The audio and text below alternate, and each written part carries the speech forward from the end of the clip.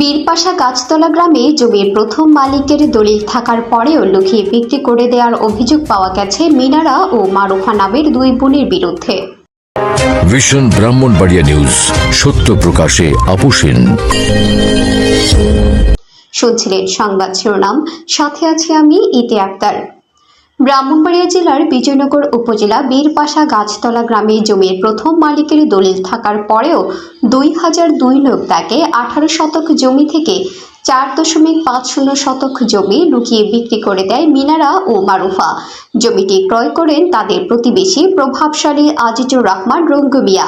ভুক্তভোগী অভিযোগকারী মোহাম্মদ জহিরুল ইসলাম, পিতা মৃত ফিরোজ মিয়া। তিনি বলেন, আমার দাদা ও বাবা যুগ যুগ ধরে প্রায় 70 বছরেরও বেশি সময় ধরে আমরা 2002 নং তাকে 18 শতক জমি দলিল অনুযায়ী ভোগ দখল করে আসছে। আমার চাচাতো 5 জন ফুপু তাদের অংশের পাওয়া জমির সম্পত্তি সবকিছু অনেক আগেই বিক্রি করে নিয়ে গিয়েছে, কিন্তু তাদের মধ্যে 2 জন ফুপু মিনারা বেগম ও মারুফা বেগম তাদের অংশের সকল সম্পত্তি নেওয়ার পরেও আমাদের দলিল ও খারিজ থাকার পরেও 2002 তাকে 18 শতক জমি থেকে 4.50 শতক জমি আজিজুর রহমান রঙ্গু এর কুপরামর্শে ঝামেলা ও প্রভাব খাটিয়ে অবৈধভাবে জমি দখল করার উদ্দেশ্যে তার কাছে লুকিয়ে জালিয়াতি করে বিক্রি করে দেন।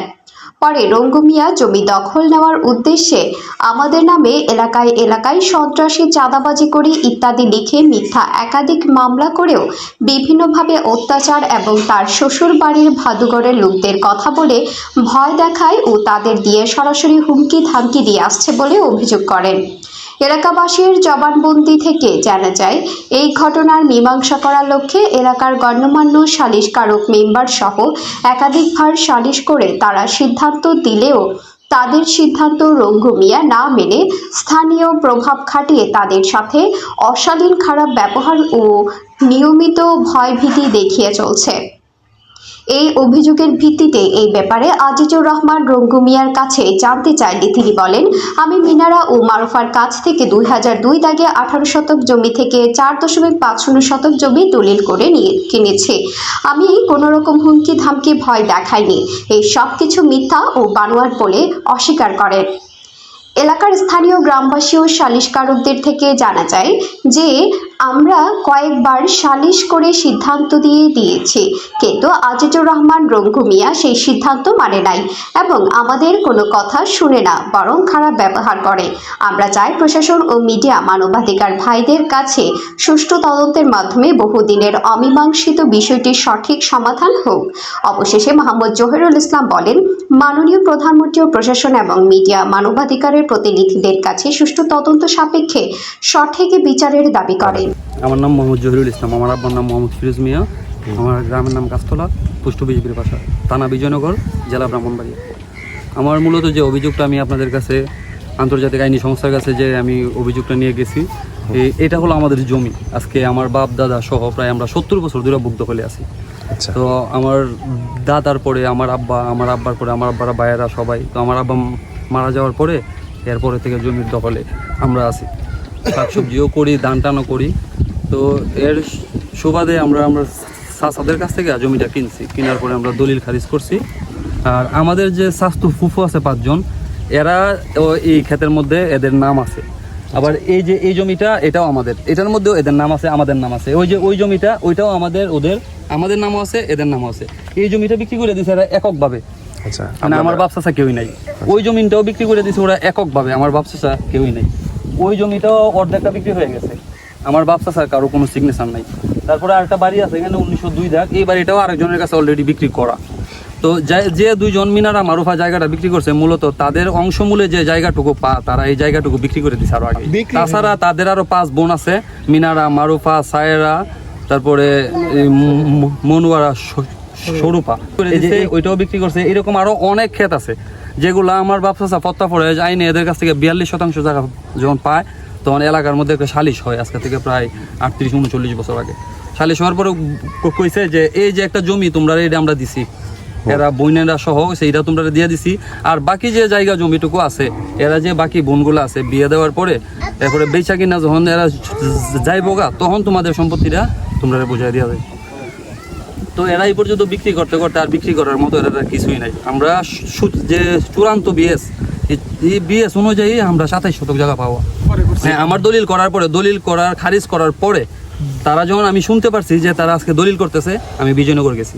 যাওয়ার পরে ওইখানে আমি সাব রেজিস্ট্রার অফিসে সরাসরি যাইতে পারি নাই, তখন এরার নামে আমি বিজয়নগর থানায় একটা অভিযোগ করি। অভিযোগের প্রেক্ষিতে ইসলামপুরের ফাঁড়ির আইসি রতিরঞ্জন কুমার ঘোষ, উনি এটা প্রায় 3-4 বার ইনভেস্টিগেশন করছে। করার পরে গ্রামের লোকজন অনেকেরই ডাকাইছে, এখানে অনেকেই উপস্থিত আছে যারা এখানে ইসলামপুরের ফাঁড়ির দরবারও গেছে। 3-4 ফাঁড়ির ইয়াসায় অনেকেই করছে। উনি আইসি, উনি যতটুকু চেষ্টা করার যেটা সমাধান করা যায় কিনা, সমাধান হয় নাই। না হওয়ার পর আমরা যখন বাড়িতে আসছি, গত 3-4 দিন আগে আমাদের বাড়িতে নোটিশ আসছে, রঙ্গমিয়া 2টা মামলা করছে। একটা হচ্ছে 144 দ্বারা, আর একটা হচ্ছে 107 দ্বারা। তো আমার বাবা মামলার মধ্যে উল্লেখ করছে আমরা এলাকার চিহ্নিত সন্ত্রাস, সাদাবাদ, এই জমি এটা তার আন্ডারে দখলে ছিল, আমরা তারা মারধর করে উঠাই দিছি। তো এমন তো গ্রামের অনেক মানুষ আছে, এই জমিটা যে আমাদের, শুধু এই গ্রামের মানুষ না, গোটা ইউনিয়নের মানুষ পর্যন্ত জানে কেন? আমার চাচারা এই সম্পদ পাওয়ার আগে দেন দরবার অনেক হয়েছে। এই আল্লাহ মিজানুল ইসলাম চেয়ারম্যান, আমাদের সাবেক চেয়ারম্যান, উনি দরবার করছে 20টা। যখন কইছে জায়গা না কিনলে আমরা যে ঝামেলা শেষ করবো না, জায়গা আমরা কিনছিও। আমরা জায়গা কেনার পরে এরপরে এই জায়গাটা চুরি করে। আপনাদের নামে যে দলিল আছে এটার সম্বন্ধে কি যে লঙ্গু আপনারা হুপুর কাছ থেকে রাখছে, সে কি জানে না বলে আপনাদের নামে যে আগে দলিল আছে? শুধু রঙ্গমিয়া না, এই গ্রামের যারা উপস্থিত আছে সকলকে জিজ্ঞেস করে নি জমিটা কার। এমন হুমকি দিছে আমারে এই জায়গার মধ্যে, আমি এখানে গোসল দিতে যাই, আমারে বলছে দেশে তুলে উড়াই দিবে।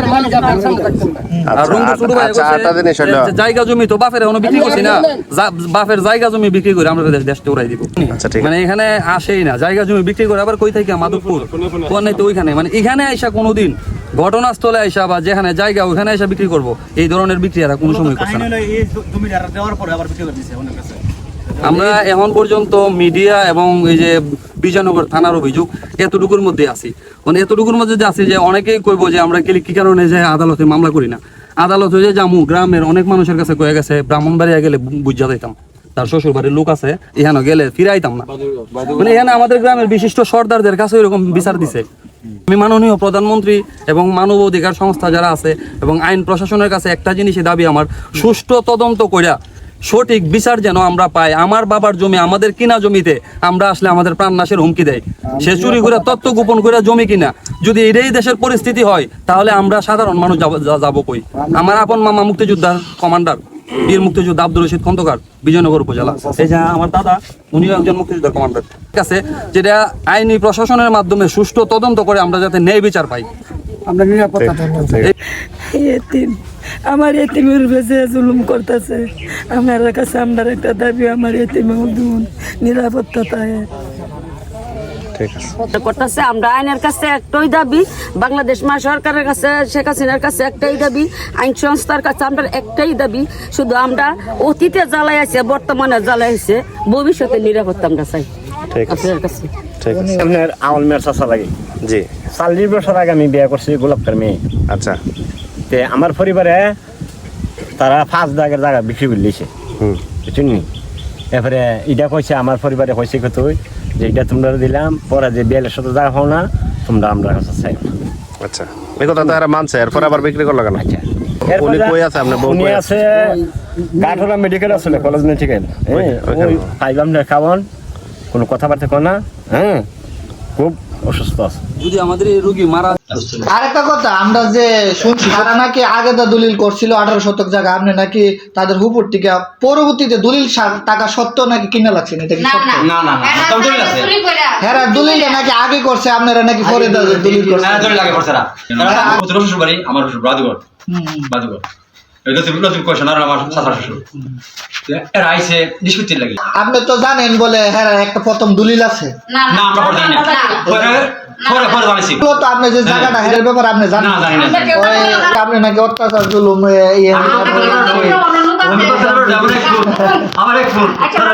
ওই বাদুগরের শ্বশুর বাড়ির হুমকি দামকি দিয়েছেন, মামলা করছে, 2টা মামলা করুন।